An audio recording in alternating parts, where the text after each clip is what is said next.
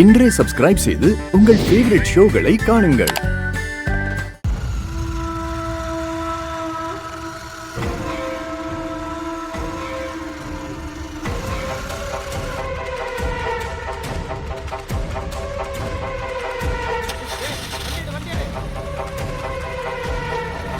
Madam, விஷயத்தை கேள்விப்பட்டேன்.